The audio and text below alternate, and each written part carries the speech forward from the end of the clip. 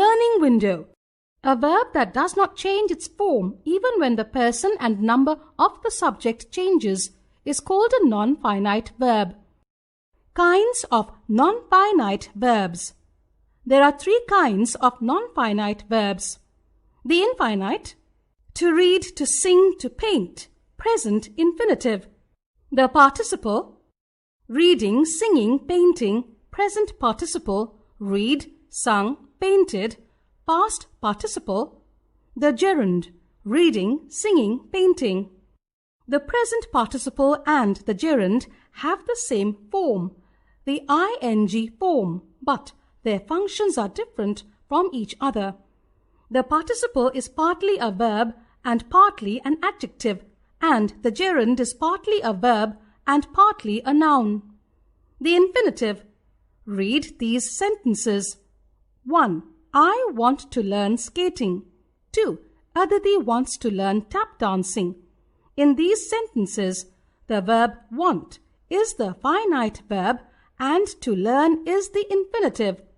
Infinitives can also be called the to verb because to is usually a part of the infinitive form.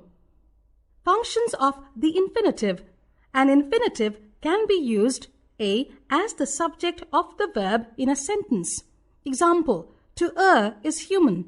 B as the subject of the verb in a sentence. Example, birds love to sing. C as the object of the verb, but it also takes an object of its own. Example, to admit one's fault is not easy. D as the object of the verb and also be modified by an adverb. Example, her routine is to exercise daily. E to qualify an adjective. Example, cherries are sweet to eat. F to qualify a noun. Example, this is not the time to sleep. G as the object of a preposition. Example, the speaker is about to begin. H as the complement of a verb. Example, his greatest ambition is to play cricket. When the to plus verb form is used in a sentence and functions as a noun, it is called the infinitive. The infinitive without to, bare infinitive. It is easy to spot an infinitive when it follows to, but it is not easy when you see infinitives which do not have to before them. When an infinitive is used without to, it is called a bare infinitive. Functions of the bare infinitive. We do not use to with the infinitive. A. After modal auxiliaries such as shall, should, will, would, may, might, can, could, and must. Examples, we shall invite them. Sonia might leave for Mumbai next week. You should consult a physician. He can do the work easily. I will write to her. We must go home now. B. After verbs of perception like see, hear, watch, know, and feel. Examples, we saw her leave the house. We watched them play basketball. I heard the cuckoo sing. I felt a spider crawl my leg. C. After verbs like make, let, dare, need, and bid. Examples, mother made me take the medication. We need not go today. Let me prepare some dinner. I bade him come. He dare not refuse. D. After expressions like had better, had rather than, and would rather.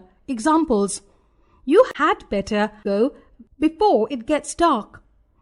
You had rather visit him. I would rather finish the project today. He would walk home rather than wait for the bus. E. After some prepositions like than and but. When the word but means except.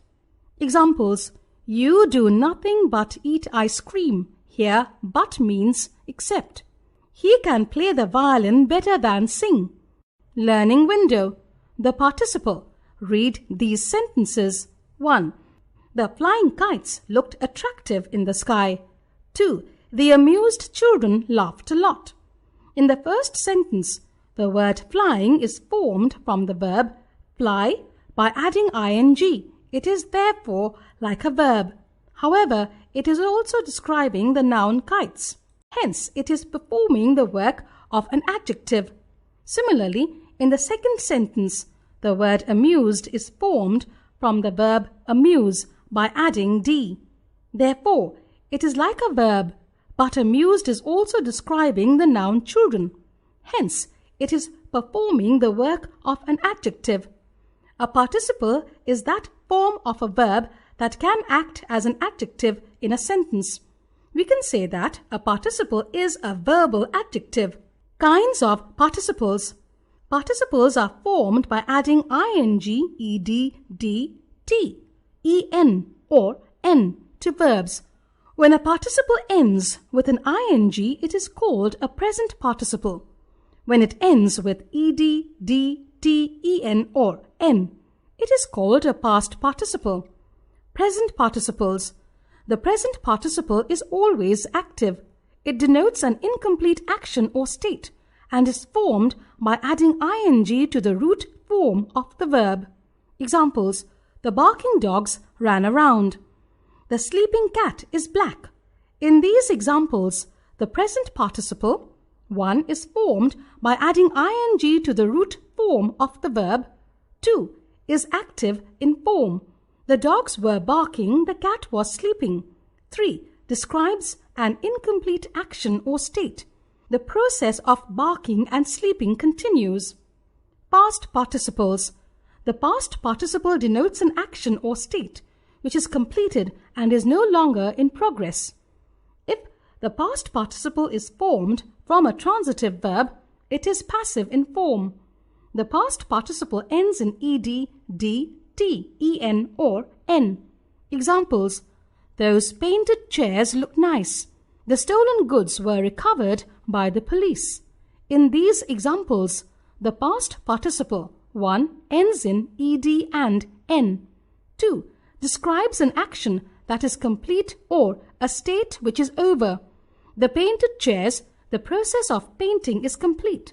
The stolen goods, the process of being stolen is complete. 3 is formed from a transitive verb and is therefore passive in form. The painted chairs, the chairs were painted, passive. The stolen goods, the goods were stolen, passive. Perfect participles. Apart from these two simple participles, there is also a perfect participle. Sometimes the second action begins only after the first has been completed. In that case, we convert the verb denoting the first action into a participle. Examples: having delivered the message, he left immediately. Having finished her homework, Meena was ready for play.